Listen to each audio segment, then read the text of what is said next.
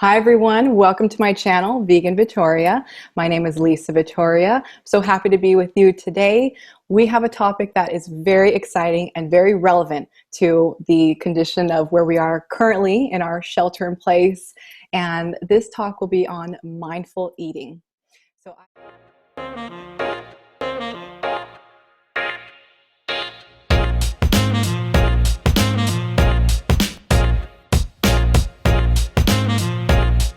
Today I have with us Taisiya, and not only is she a good friend of mine whom I adore, but she has experience on mindful eating. So I'm looking forward to having her share about what her training has been like, her experience. So thank you for doing this. This is really amazing and great. I think like spreading the word and spreading more awareness about mindful eating is a wonderful opportunity. So, but a little bit about myself. I'm a registered dietitian, and I'm also a certified diabetes educator, and I'm a specialist in weight management and obesity.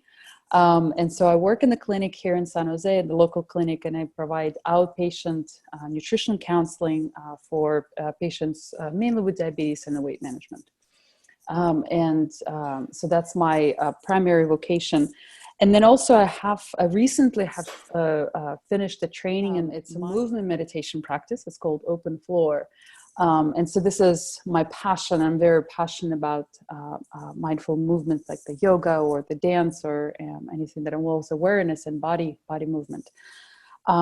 So that's my background, like my professional background. And then mindful eating, have personal interest in it as well, because I think there's a lot of wisdom in mindful eating. Well said. There is a lot of wisdom, and it is something that I intentionally continue to apply in my own life and with my family, and also with the Open Floor. I'm a big fan, as you know, so we'll talk more about that towards the end too, so the audience can hear how to participate as well. So great. Thank you, Taisiya. And I'd love to hear what your training was like when you did this course on mindful eating.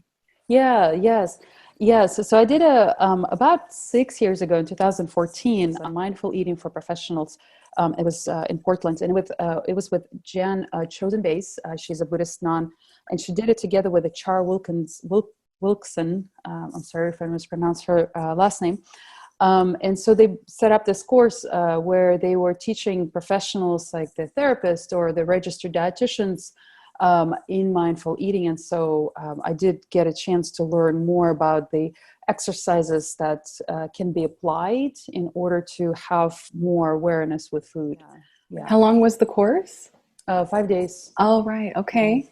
5 days. Nice. It was almost like a retreat slash training. So it was a residential. Yeah. Okay. So you stay there and do the classes. Okay. Yeah. Nice. Fully get to immerse yourself into it. Yeah, it was great.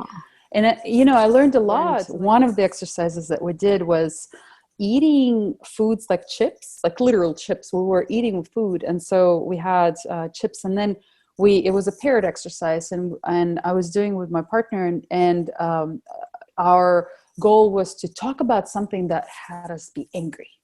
Anger or like upset, like visibly upset. And so we thought of something that upsetted us, we thought of a person who upset us, and we were talking as if we were talking to a friend about something we're upset. And while we were doing it, we were eating chips. And I mean, it was only a few minutes, so it's not like we had a whole, we didn't finish the whole bunch of chips, but it was enough to have the experience of what is it like it was a relationship between emotions and the food. Wow. I have goosebumps already hearing this. Wow. Yeah. And I just remember oh my gosh, I'm not like so caught up in the story saying like how upset I am, and I'm eating these chips, and I'm just eating out of anger, and the chips are gone like within seconds. Wow. Yeah. Isn't that amazing? Imagine all the snacks and meals that we have that we're overtaken by our emotion. We're not getting to be present with the food at all. Did you go through other ranges of emotions like happiness or sadness? Oh yes. And actually, in fact, I remember we did exercise. This was pretty, it was about emotions, and or maybe I won't remember the exact, but we were playing with the taste, different tastes. Like the bitter, we played with a sweet, we played with salty and the sour. So all the tastes that are that our tongue has, and we were also playing with a pairing with emotion. And one particular, like a really powerful one, was thinking of something that's sad, like literally evoking this emotion in ourselves, like that would be sadness. And that was also blind exercise. It's now I'm coming back to this, a blind exercise where we had our palm out, and so she would put like something, we didn't know what it was, but like a drop of something.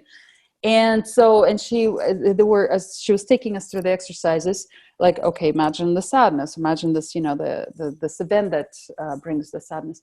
And then you lick what you have in the palm.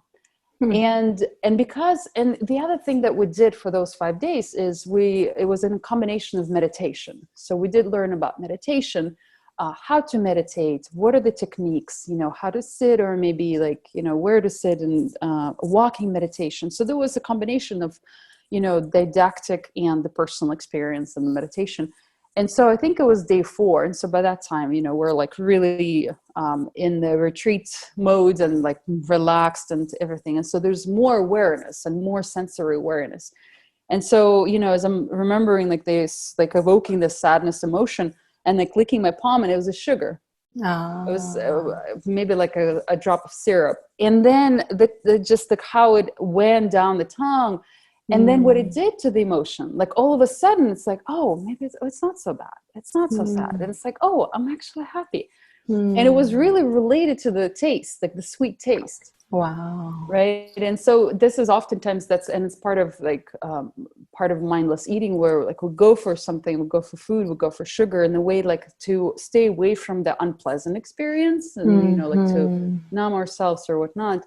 And it does have a right away, there is the effect of like soothing and right. like this calm, and everything's going to be, I just remember thinking like, everything's going to be all like, it's all good. It's all good. It's all good. And we all know that it's only temporary experience, like half an hour, or, maybe 45 minutes or something, but it would be something that would be a lasting. And then of course you like look for more and more, and becomes like a vicious circle. Wow, that's amazing. Like with the mindful, like let's say, building mindfulness, building awareness, is and being aware. It's a way to staying more with the experience, like whatever the emotions are arising, staying more with the experience, and actually being able to tolerate what's arising, versus like right away, like taking yourself out, and then if the food, that's the way to take yourself out, and it's less likely to happen. Or if it does happen, then maybe it will be, duration is less, like the cravings are not as overpowering, or maybe there's actually a way to stop in the middle of eating something that's something that's harmful in large quantities. Yeah. Okay, great. Okay, so no quick fix for tricking the mind to thinking happy thoughts, and then you might enjoy the food. But I can relate to the mindful part of it. Yeah. And actually some people eat out of happiness. Like I do have patients that tell me like, when I'm happy, I eat. Like, there's gatherings, there's social gatherings, there's families, and I just eat because I'm happy.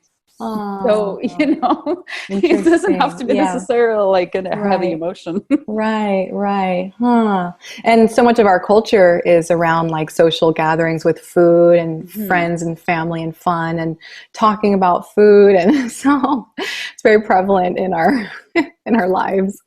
So, and also just centered around food, right? All these different events, even like sporting events. It's so much about the food. You may not even watch the whole game, but it's the social part of it is what a lot of people get a lot of joy out of, and fulfillment. Right. Literally, a lot of fulfillment. But that's right. Okay. And that's a challenge too, right? Because that's also part of mindless eating, where we're so engaged in the conversation that we're not noticing like actually how much we've consumed, or what type of the food we're consuming, because it's, it's just this in the social setting, and we're like so in the conversation. That's right. Any other exercises you wanted to point to? They're really amazing. I'd like to do this course. It's so interesting. Another exercise we did, which for me personally was interesting, was on I think also day 4 or day 3. We ate mainly vegetarian food. It was prepared by students. Essentially, they're like young people who were basically like staying at that their monastery. Anyway, so we were eating like simple food. And no sugar. There was no desserts or anything like that. And on the third day, what they did is we were working with cravings, and the thing was around cravings. And so there was a tray of food, and then there was unveiling of this tray, and like what's in that on the tray. And basically, when it got unveiled, what you saw is chocolates, and you saw chips, and you saw all these things that we eat. And the exercise was to notice what happens when you see it. Like what actually happens? What's the thought process? What's going on? What is like the physical sensations and things like that, without actually like going and eating, because we're all like, it was silly in some ways, because we're all standing around food and observing ourselves, right? And it was quite a interesting exercise. It was quite an exercise to see like actually how automatically those reactions happen.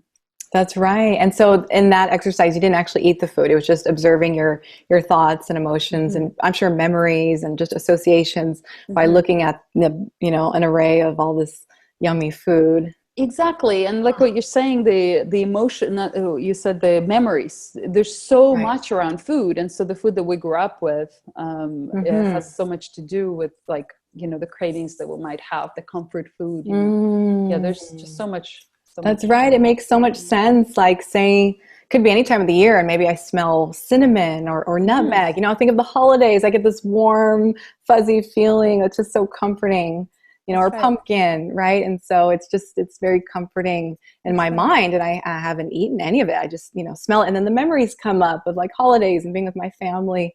That's right. Or peppermint, so it's really interesting stuff. The mind. I've heard of the study where they had subjects think of the exercise, not necessarily they did the exercise, but however they had some markers that would indicate that they're getting the benefits as if they would be doing the exercise. So I would not, I would not be surprised if there is that power. Yeah, because I just got present to a memory where I was on a meditation course, and as you know, we're given meals at certain times. So in between, there's no food, and so my mind is wandering and craving, and we get to make our own breakfast. And so I told myself, okay, tomorrow morning I'm going to make this. I'm sick of oatmeal, so I'm going to make this peanut butter and jam sandwich. That's what I'm going to do. And I kept thinking like, oh, what kind of, jelly or jam am I going to use? What fruit flavor, and which peanut butter or almond butter, what kind of bread? So I'm just fantasizing about this sandwich I'm going to make. Am I going to toast it? Am I going to put a little vegan butter? And then the next morning I make it, I eat it. And I just felt like, that did not satisfy all that fantasy that I had created in my mind. It was like such a anticlimactic moment where I just felt like that's it. That day of like torture in my mind of just this fantasy was like such a letdown. And I realized I think I enjoyed the fantasy so much more. Or no, maybe I wasn't mindfully eating at that point in time. But when I had that breakfast, I remember I won't do this again, just like obsessed like I did. And, and that could have been my own practice to really be, mindful with that sandwich at that moment, because I didn't find it satiating at all. It just didn't taste the way I thought it would taste. I created this whole thing, and it's just really funny what my mind did in those moments of just all that, boredom and play that was created. So just a funny experience. Any other takeaways from your training too you wanted to share? Takeaway, the biggest takeaway I think was, is that through mindful eating, through the practice of mindful eating, it's a way to be present. It's like a doorway, a gateway to being present. I love that. Yeah. Like there's many other ways to be present, whether it's walking meditation or sitting on the cushion. And so the eating can be that gateway of becoming present. That's excellent. Yeah. And also with the mindful eating, there's more appreciation of what you're eating. So more appreciation of the colors and the taste and the texture, gratitude for where the food came from, like slowing down. And that helps with that, the hunger cues, like when to begin eating, when to end eating. Because, often for many, it's hard to even like know, am I hungry? Am I not? Am I anxious? Am I just being sad? Or, or am I tired? There's a lot of confusion. And so often that leads to overeating or eating foods that are not as nutritious. Right. That's beautiful, because I'm reminded how, like, growing up, for example, in my family, we would say prayer before the meal. And so even in some of the meditation centers, just among our friends, I noticed one in particular, fellow volunteer who would always just pause, before eating a meal, even if we were out, on a hike or something. And so I think that's another practice that I'd love to take on, where before each meal is really just being grateful in that moment for the meal or the snack and just getting present. And I think that's another wonderful aspect to the mindful eating to bring. Because I kept thinking about, in my own experience of mindful eating, where I am present with the colors and the textures and obviously the tastes and all the different tastes that are so complex and how they all come together. And then obviously too, the look and the layers and the height so I think also having that moment of pause for the gratitude, I think that's wonderful. Yeah, thank you for that too. And in some ways, I'm thinking right now, it's also like intention, like being, like bringing intention to eating. It's not just a thing to do, like utilitarian approach, like quick, but actually like, oh, okay, I'm eating now. That's right. Like even eating in the kitchen, you're standing up, not getting to be really present with your meal. So intentionally sitting down, having the devices turned off, or at least sitting down, right? And getting to be with your meal. There's like funny magnets that you might see on a fridge, and it says like, the calories you eat standing up don't count. So it's funny because that's become part of our culture, we get to just fool ourselves because we're not, present with the food when we're doing that. For me too, when I was in the meditation centers cooking, or even, on the job, Facebook headquarters, and constantly we are tasting the food, it's required. And just because it was so intentional, like really to the T, like, okay, little bit more of this, little of that, like, right. And so I got so much satisfaction in those moments of having, those tastings and being aware of color, texture. I mean, everything was all analyzed. And so I have good memories of really being just present with the food and feeling very satiated. And then of course we got, wonderful free meals, so I could sit down and pick out all the things that I've been eyeing throughout the day and, have a nice plate of food and all of that. But then, it's back to like, okay, being mindless, like, let's go. We got to get going, like time's up. So, but there were some sweet moments there. So that's my experience with the meditation courses. I truly enjoy the food that much more. To this day, I still feel like I've just never had such wonderful food. Constantly, all the different participants would say, this is the best food we've ever had. And I honestly believe it is because we were very much mindful. We did our meditation beforehand, sit down to eat. We are present with our food. And sometimes, yes, we are in conversation, but really the food was just, and it was like simple ingredients, simple recipes, and we were just baffled. Like, how is this possible? And so I'm certain it is just from the mindful state that we're in. So, which I haven't read the book you mentioned to me separately about the Thich Nhat Hanh, about his book. I think I'd like to dive into that too at some point and see what he points out. So that'll be another good resource. And here we are. All right, this is from eatingmindfully.com. And I just personally looked this up on the web. And so the line at the bottom says, eat, drink, and be mindful. It's so cute. Okay, so on the side here, imagine like you've got your glass. It says aware, tasting versus mindless munching. And then the graph here in orange, it says savor. Notice the texture, aroma, and flavor. Is it crunchy, sweet, salty, smooth, spicy? Below that in purple, we have non-judgment. Speak mindfully and compassionately. Notice when shoulds, rigid rules, or guilt pop up into your mind. And then top left in red, observe. Notice your body, rumbling stomach, low energy, stressed out, satisfied, full, empty. Down below in green, in the moment, be fully present. Turn off the TV, sit down. When you eat, just eat. Nice. My life would be so different if I did this every time I eat. One of the I guess advice or suggestion, like is, it doesn't happen overnight, and building awareness, and so like building awareness with eating, it might be just one bite that's mindfully, and that's already like the beginning, or that's already good, and that's already something that towards that building more awareness, because it is excellent, challenging, and it's very challenging, and I hear from so many patients of just scheduling. I mean, now it's different with shelter in place, but still there's a lot of hecticness, and the breakfast is often skipped, or the lunch is often skipped, and like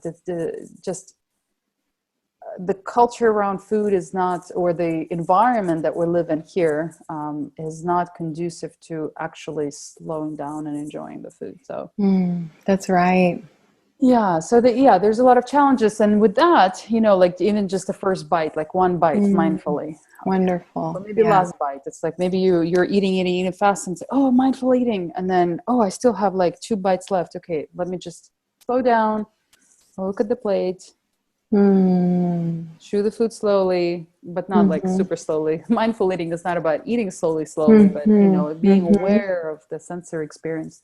Having those 2 last bites mindfully. Oh, nice. So it sounds like, even small steps are actually big steps. Yes. And then it becomes, a new habit that we can incorporate in our life, and just becomes routine. Exactly. Yes, I exactly. think that's beautiful. Yeah. And it becomes even more, with the small steps, I think it's also becomes more manageable. Like we have, and it might be helpful to be imperfect, like helpful to stay with the with experience of being imperfect.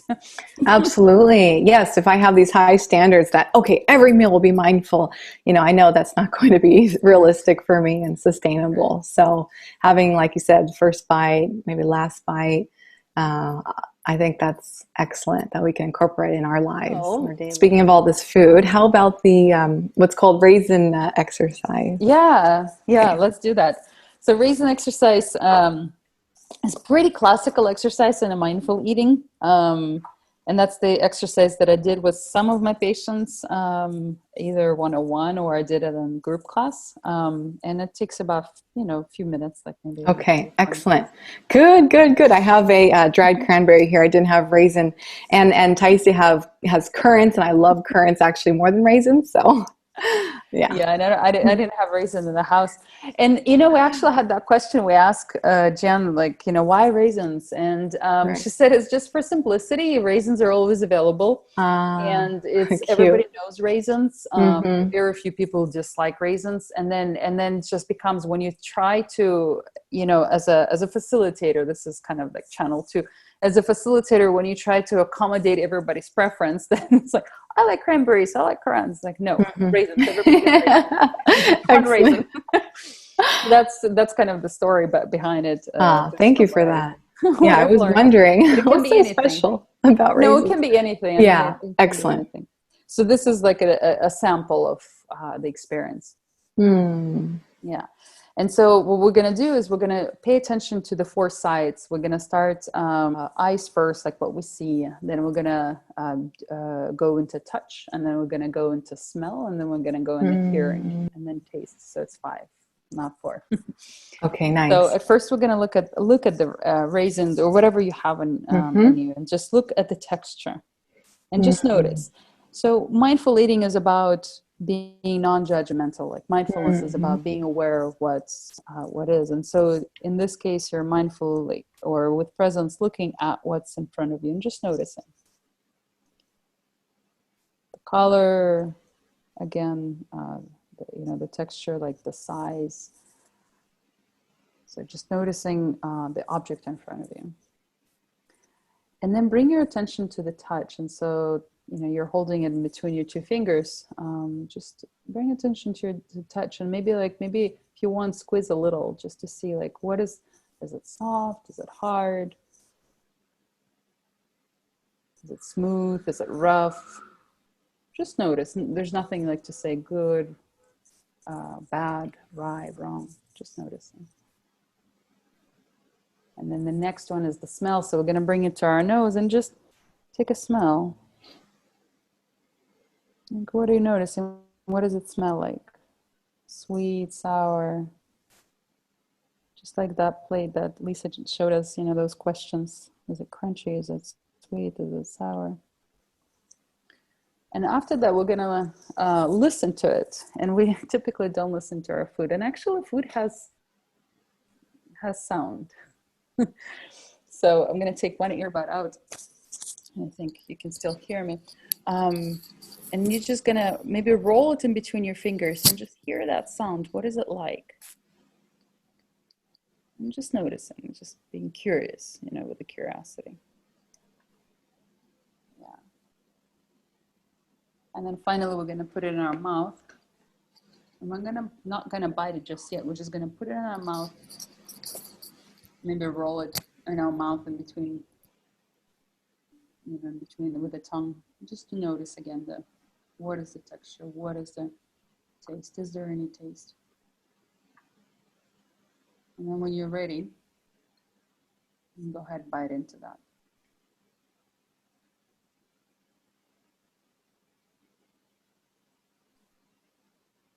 And then maybe just, again, slowly chewing it to get more taste and noticing what happens as the taste gets released.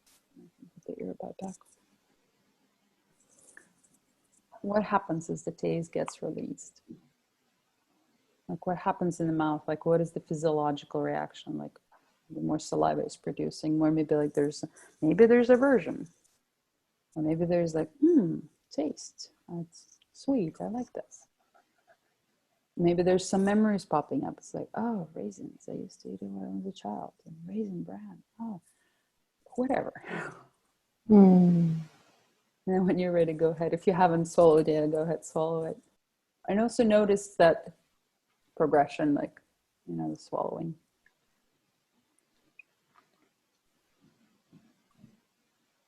Yeah.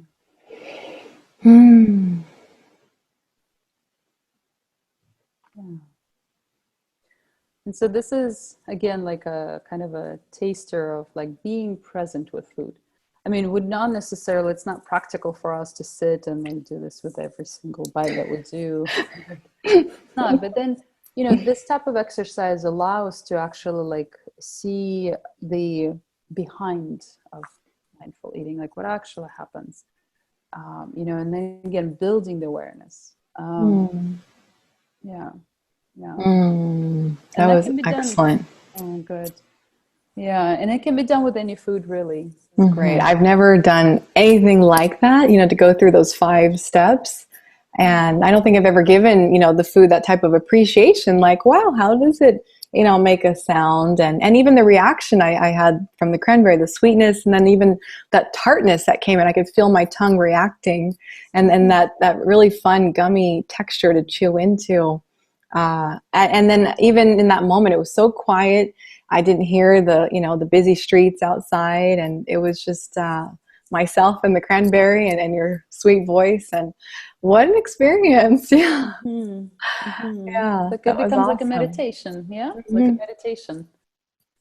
Absolutely. Yeah. And I got to really actually, enjoy that one morsel and feel also just calmer and just more like alert and present currently. Mm-hmm. So, oh, so nice. Yeah, thank you. What a fun exercise, even to do with kids. Yes. Yes. Yeah. And I think I Oh. did do that with kids, not too many because mostly I work with adult population. Mm-hmm. And I think I did, and it was successful. Yes, and kids will love it. I mean, they're Mm-hmm. very open. Oh yeah, and kids, I mean, I feel like we do learn so much from them. They're so observant and present with the world. And I remember telling you when we talked prior that, it was Peter who said to me, with a blueberry, did you ever notice that, they're not blue inside? And I said, you know what? I have not noticed that. He showed me, took a bite of the skin. Of course, you can see that light inside. And I said, how did you discover this? And when he said it was his friend's little girl who pointed that out when he was over there for dinner, and they're having a little snack before dinner, and she said, did you ever notice the blueberry is not blue inside? It's like, of course a kid would notice that and share that with you. It's just brilliant. Yeah, how much we must miss out in life, even with walking in the nature, driving down the street, among the nature, and being with our family, and all the intricacies and nuances of them. When we have this, listening of them, like, know what they're going to say, we already know what they're going to do, rather than really get to be with them and notice, like, oh, I never saw that, little mole that they have there. This funny way that, their eye will crease when they laugh or something. So I'm getting present to how much, we don't get to really appreciate and observe, what's right in front of us. So what's exciting is we will be doing the open floor session for a future time. And so I'd love for you to share with us about open floor, and we'll start to wrap it up. Yes. Yeah, I'm excited too about that. So open floor, as I mentioned at the beginning, open floor is a movement practice meditation, and it's a free form dance. There's no way to move in particular way. It's how your body wants to move. And as a facilitator, as a teacher, what I do is I bring the music, and then bring this there's a lesson plan that I bring into the experience. And so we do work with resources. And open floor, they're called resources, whether it's ground or the center or the spatial awareness. It's a way to be, there's many benefits of doing this, and it's a way to, again, be more in the body, become more present to ourselves, body, there's not just, our heads and thoughts, but actually look, there's the sensation, and then, so there's a physical body substance to us, and then there's an emotional body as well.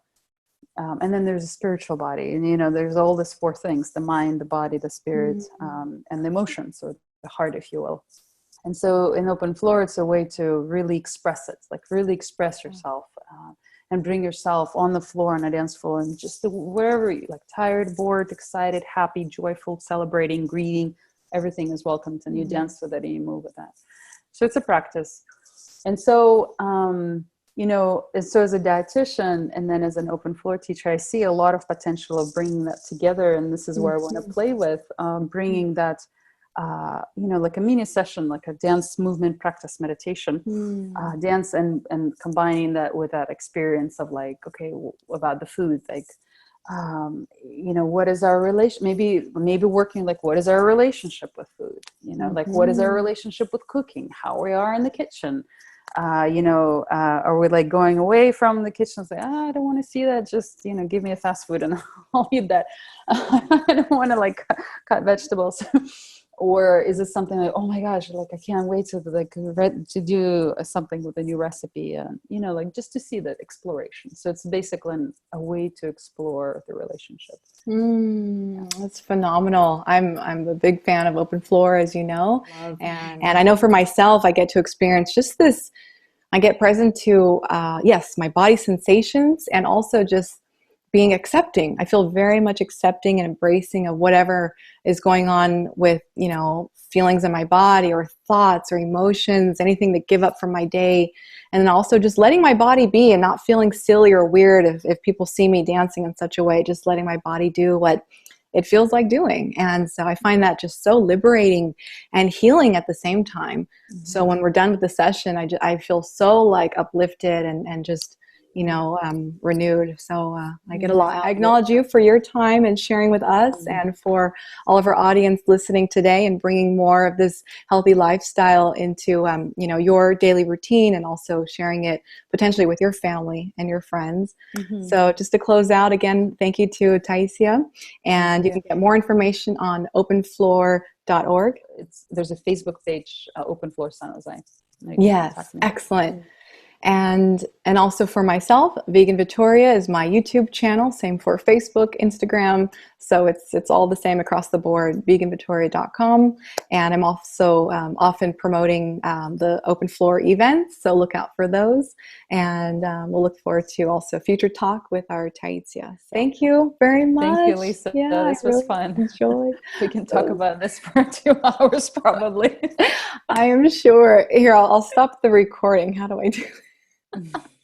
Okay, it says stop recording.